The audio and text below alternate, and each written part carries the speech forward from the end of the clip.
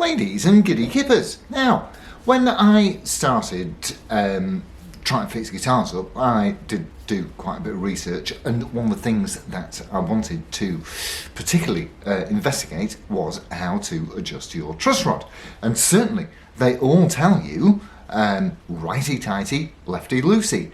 Yeah, but what they never tell you is from which direction. So, let's have a look. So here is that washburn that we were having a look at quite recently, last week in fact, and when we put the notched edge on,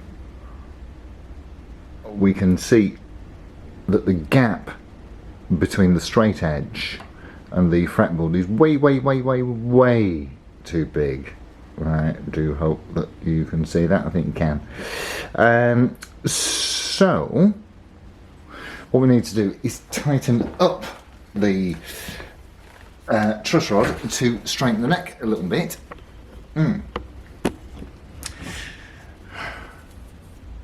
Yes, I used this, didn't I? The notched straight edge, which of course sits on the fretboard, and the notches just mean that you can avoid hitting the frets, so that you excuse me, so that you can get an accurate picture of where you are. But you don't need one of these. Now, I didn't have one for a base, and so I got this ruler, which is 60 centimeters long, or about 2 feet.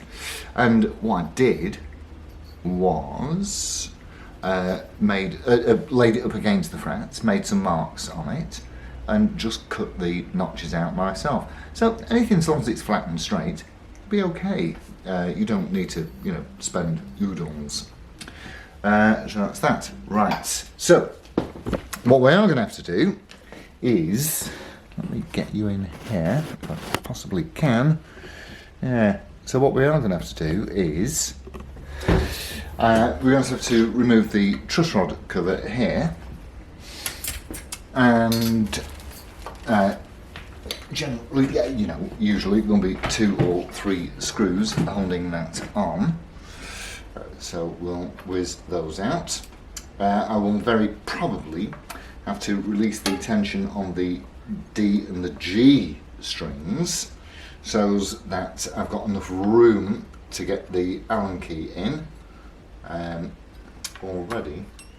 That's okay. So I do like to do a setup before the new strings go on, so that you really know before you restring that everything is fine, in terms of playability and those measurements that we've looked at. So speaking of measurements, the string height at the 12th fret on the top E string is roughly 2 millimeters. I want to get that down to 1.25. Now, before I go, because I can see that there is such a great big gap there, and in fact I'm going to have to release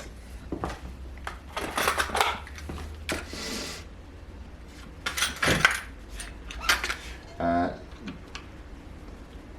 couple of these.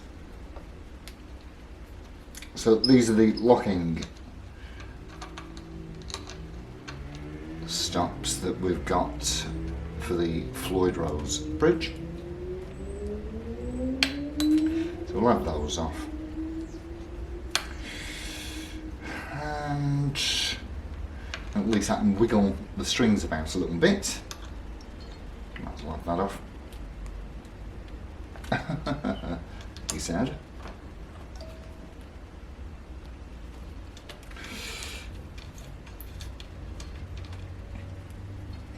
Okay, so now I should be able to get that final screw branch.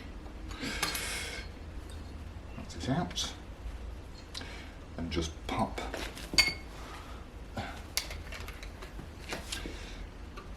just move that,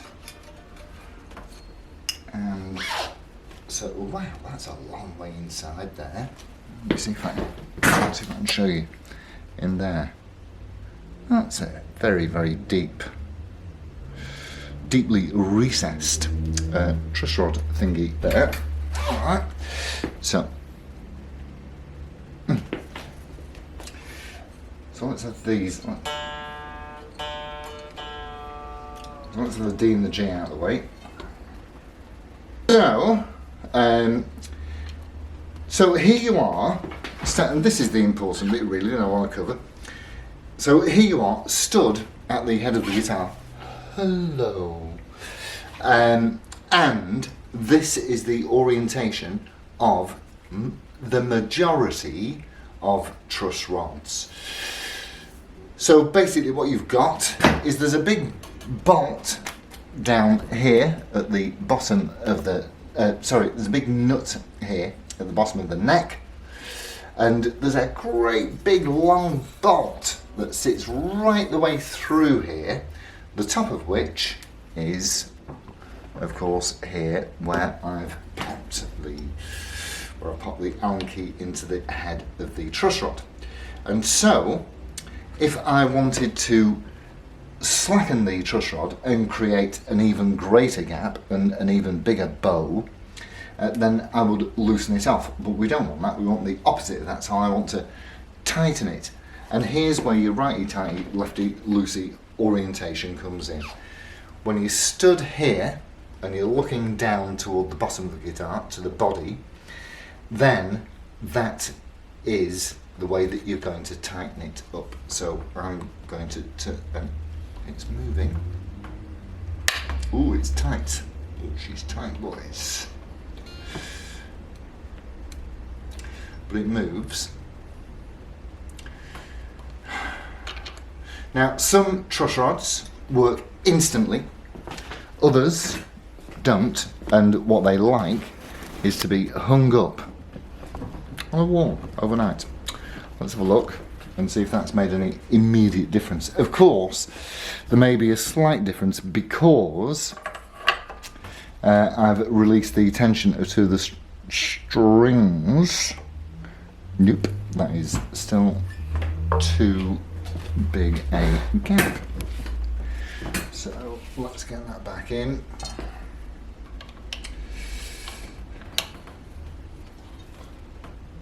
Oh, that's moving much more readily now.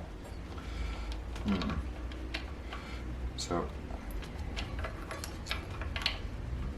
let's give it another quick quarter of a turn.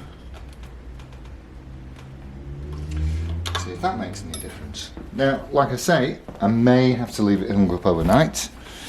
As yet, I don't know. Oh no. No, there we go. No, that's it. We've done it. So that one works instantly and quite brilliantly. Can we? Yeah, there you go. Are we happy with that? No, oh, there we go. That's, yes, I'm happy with that. I'm happy with that. We do have, ooh, do we though? Yes, we do. Yes, we have the sliver that we're looking for. So that should immediately improve the string height situation. Let's have a quick look.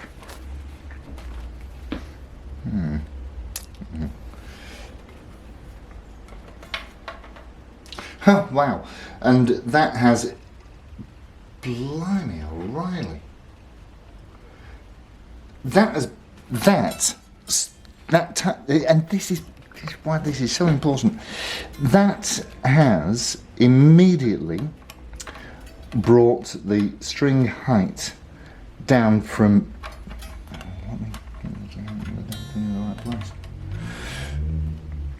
that has immediately brought it down to about 1.5 from 2, and that's just with a little cranking. Actually, it's less than that. No, that's 1.25. Can we see?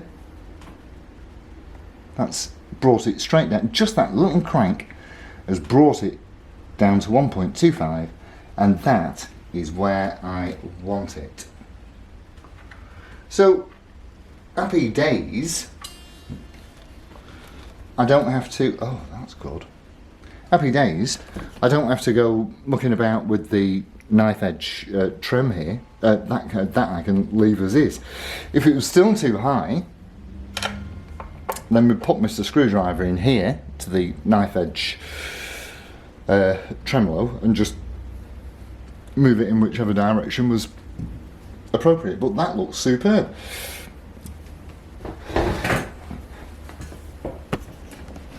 I'll be honest with you, that was much easier than I thought it might be. So what I will do now is I will remove, so I'm happy with that. String height, super duper. So what I will do now is I will remove the strings, then if you recall, we've got wibbly wobbly frets, so I'm going to do all of the fretboard and hopefully we'll get that reviewed at the weekend. I'm rather looking forward to it, I don't mind telling you. There may be, because there is something else I want to do for next Wednesday, but whether... Do you remember that not Buckfaster, the Buckstang that I got from Mad Malco? Love that guitar. One of the gripes that both Malco and I had about it was the woeful tuners. So I happened to find this knocking about in the parts. Alright, okay. I happened to find this knocking about in the parts bin. It is a Jackson neck. I can't move it on because, you know, look at it. But what I can do is I can nick the machines. The machines are brilliant. Jackson branded, proper decent Goto style machines. So I'm going to nick those and I'm going to stick them in the Buckstang. We have a problem, Houston, which I'll show you briefly. That's it, yes, I remember now. So there is a bushing in the front here, as you can see, but what I did was I measured the hole inside. And the hole inside tells us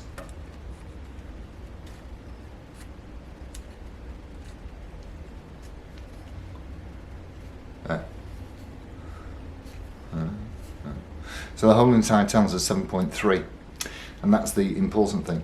So obviously this hole needs to be widened to accommodate a 10mm bushing. So hopefully we'll get that done next week. Alright, have a lovely rest of the week. I'll see you at the weekend, hopefully with the Washburn KC42V, and yeah, so enjoy the rest of the week. I'll see you at the weekend. Adios amigos. Ta-ra.